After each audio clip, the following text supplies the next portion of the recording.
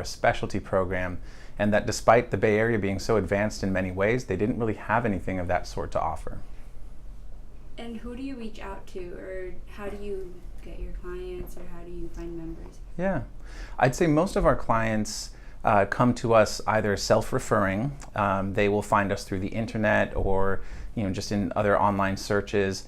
And a vast majority of clients are referred by their physician, by their therapist, or by other helping professionals. Okay. And what exactly is an eating disorder that you guys, help participate with here? Yeah, we treat all types of eating disorders. Some of the more common types that people associate with are anorexia nervosa, which essentially is a person who is engaged in restrictive eating or self-starvation, and bulimia nervosa, which is someone who struggles with episodes of binge eating followed by purging or getting rid of calories in some way, shape, or form. Additionally, we work with binge eating disorder, which features the episodes of binge eating without attempts at compensating for those episodes. And we also work with people that are struggling with compulsive overeating, body image issues, and a variety of other struggles regarding eating. Okay. So, you knocked out 3-1. Thank you so much. Okay. Okay, so do you think there are personality traits that address that start eating disorders, or why do you think eating disorders start, or how can someone know that they're in a eating disorder going into the process of becoming a member of a disorder problem? Yeah, I think the easiest way in just a very visceral, intuitive level is when a person realizes that their relationship with food has become problematic, that it's affecting their daily life in some way, shape, or form. So that's an informal way of knowing that you might be struggling with an eating disorder, is that relationship becomes problematic. Remind me the other elements of the question. Yeah, so you answered the question, how is it that someone might know that they're going into an eating disorder? Mm-hmm. What are certain traits that kind of lead to that? Right, thank you. Pardon me, so there's not one specific trait or set of traits that are necessarily associated with an eating disorder. It's a very complex mosaic of issues and factors that can help an eating disorder develop. But for some individuals, they do struggle with a sense of cognitive rigidity, which is the inability to be flexible in their thoughts. And an eating disorder can be quite a setup for that cognitive rigidity because it espouses very strict beliefs around food, around the way that a person is supposed to be, supposed to look, supposed to act. And that is a set of personality traits that can be a potential risk factor for eating disorders. But there's other risk factors as well, such as exposure to media that is unhelpful or espouses a standard of physical aesthetic that is unattainable or unrealistic. There's also lots of internal stressors such as trauma, other mental health concerns. In fact, there's often a high co-occurrence of other mental health issues and eating disorders, as well as substance abuse and eating disorders.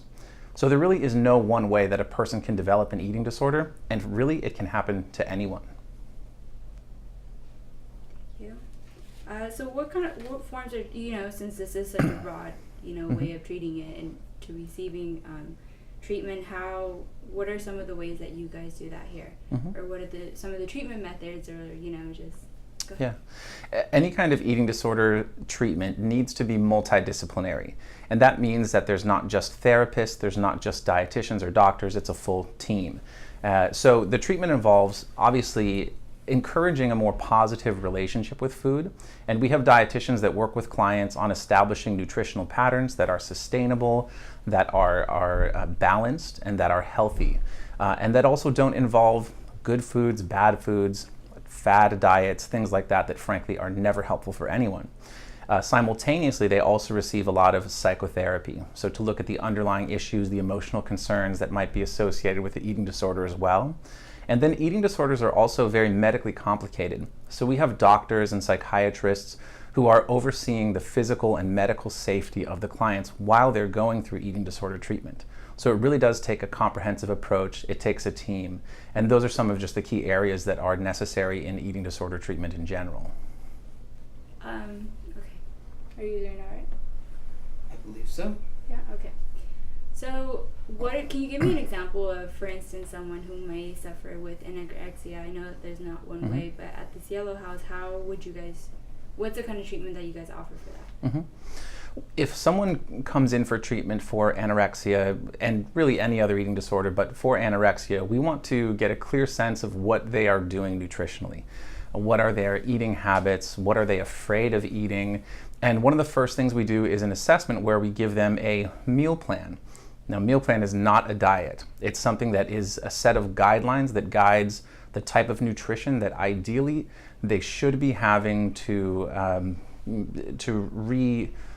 rehabilitate themselves and to get renourished. So the first thing we'll do is we'll help them come up with a meal plan, and we use a system called the nutritional exchanges, which is a system where they learn macronutrient groups to help them meet their body's nutritional needs without focusing on things like calories and counting calories, which we highly discourage. We highly discourage weighing, we highly discourage rigid adherence to any kind of nutritional program, but we give them a framework in which they can work with. From there, with anorexia, one of the most common things we try and support a person through is that refeeding process. Because what happens is that sometimes a person's anorexia is suppressing underlying psychological issues, such as anxiety, such as depression. It's numbing those things out. And so when a person starts to eat again and starts to be refed, all of those psychological issues come back full force. I always tell people it's kind of like you're feeling your feelings in HD, you know? So the therapists are there to support them. We teach them emotion regulation skills along with, just providing general counseling and supportive therapy to help them understand what's going on inside of them throughout that process. And we sort of take them from point A to point B, physically, medically. They will come in often very malnourished, and we work with them to oversee their nutrition. The dietitians, for example, actually have meals with the clients where they're sitting at the table with them, guiding them, ensuring that their nutritional needs are met, and we work to get them rehabilitated and refed. And are you there, right?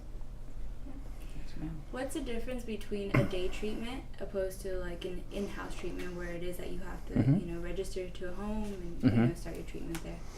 Yeah, we offer both a residential treatment and day treatment. The main difference is in the acuity.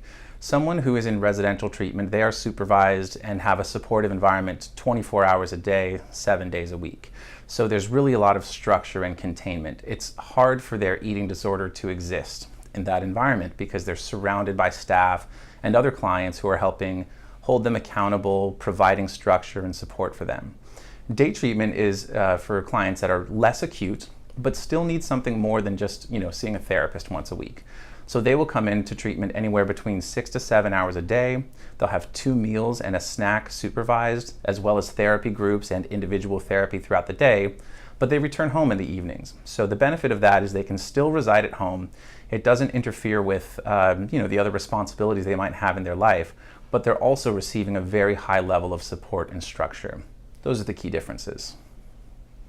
And does insurance cover it for this, or how does the payment method work? Yeah, thankfully insurance does. Insurance doesn't always cover everything or for as long of a duration as we would like them to, because insurance primarily focuses on a person's medical stability. But as you can imagine, if we're doing our job and the client is doing their job, they start to get better.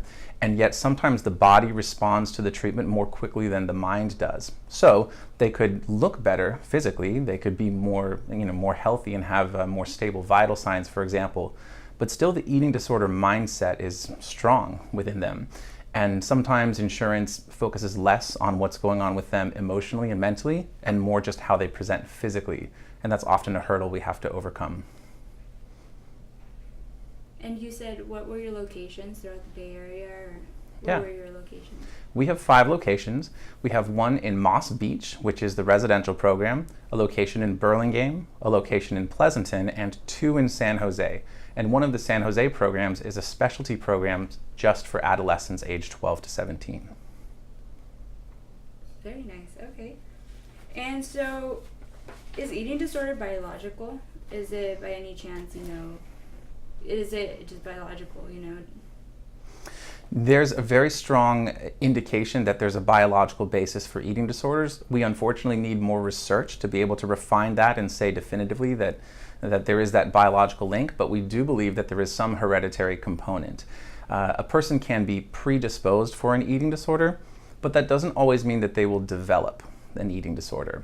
However, there certainly is a strong biological component because the eating disorder enacts itself on a biological level.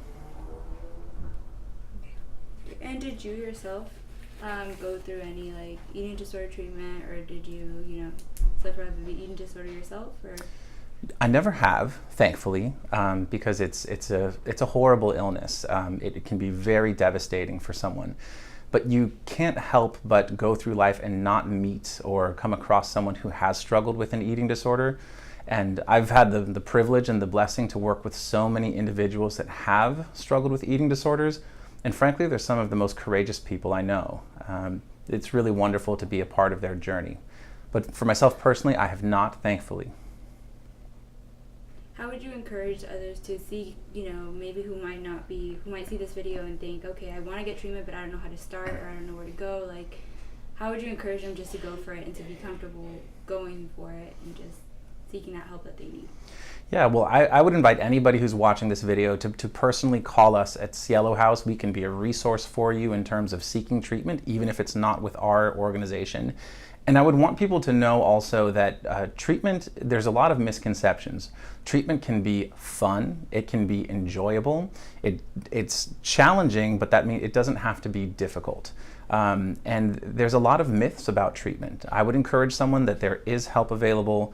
They can seek help through us or any other number of treatment providers, and that treatment really does work. In fact, it's an unfortunate statistic that about 7 out of 10 individuals believed to have an eating disorder do not seek treatment for it. Maybe it's due to shame or due to thinking there's not access to treatment, but there are places like ourselves and other organizations that would be happy to help someone find treatment. Where do you guys come up with your statistics, or where do you find your statistics to help, this Yellow House and your foundation grow? Mm-hmm. Yeah, actually, there's not one specific research organization that's doing a ton for eating disorders. So a lot of the statistics we have come from the National Institute of Health and the National Institute of Mental Health. However, eating disorder research is very underfunded in comparison with other mental health illnesses. So, there might be a research study here and there from an institution, but really there's not one specific location or organization that provides eating disorder research. And also, just regarding more to the treatments themselves, do you guys do, I know a lot of treatment centers do like walks on the beach or, outdoor activities or things like that to kind of just get you out. Do you guys focus more on like your health, on your dietetics, around those bases and like getting you to eat and like, starting you on your own path? Or as opposed to more outdoors and like really just getting yourself back on track with like your daily activities? Mm-hmm. I think our approach is somewhat unique in that we do utilize the outdoors very much. We do a fair amount of activity. It's not just being, sitting around and doing treatment all day. And part of why we feel that is important is that if you're not finding something that engages you in life every day, your eating disorder is going to win. Your eating disorder is going to convince you that it is more important than the other things that await you out in life. So when we take clients out, for a walk on the beach, or we do equine therapy, which is, a therapy involving horses. We go to an organic farm once a week to volunteer and do work outside. Those experiences are essential because it really helps clients find that there's meaning in life beyond their eating disorder. So we have to do both. Okay. I think I'm excited to see where this goes and see if, to see what audience is able to get from this. And nice. Thank you so much for your time. Oh no, of course. Yeah. Also, we want to know if you can take maybe B-roll of like the things you guys have up, or of course. I don't know your limit of where we can walk into your house. I mean, for now, anywhere. I think the only thing is that they might be doing a group in the group room, Mm-hmm. so that would be the only other Mm-hmm. limitation. And if you do that, let me tidy things up real quick for you, No, so you kind of totally get a sense. Fine, yeah. If you don't mind, I actually, do you mind if I ask? Yeah, a couple please. questions? Is that all Go right? for it. Yeah. Let's move. Can we take a pause for a Yeah. sec? Yeah. And then stop? It's No, recording. yeah, it's Recording? Perfect. So Cielo House. Where did that name come from? Well, cielo is the Spanish word for sky, or for heaven, and really it's kind of indicates our belief that the sky is the limit for people when they're receiving treatment, and that the clinics were meant to be a safe place where people just felt comfortable, and it was a haven away from kind of like the the toxic environment out there for them. And with the Cielo House in specific and other are there any other facilities in the Bay Area that you're related to, any that you recommend, any colleagues that you know of in the area that are really really great, knowledgeable about about eating disorders? Yeah, so Cielo House is unique in that we are a privately run, family-owned business. There are larger chain clinics, and of course there are some larger hospitals. And actually a great resource to find people working in the field of eating disorders is through a group called the Association of Professionals Treating Eating Disorders. And that would be, I believe they even have a directory where you can look up different providers or people that are working with eating disorders. Do you guys, that's all I have. Thank you so much. Do you guys Can you just do the yes. introduction? I don't think it got recorded. So just Oh, yeah, like no problem. introduction. yes. So So just saying my name essentially? Yes, the first And two. then what it is that you do. Okay, sure. My name is Matt Keck, and I'm the founder and chief executive officer of Cielo House Comprehensive Eating Disorder Treatment Programs.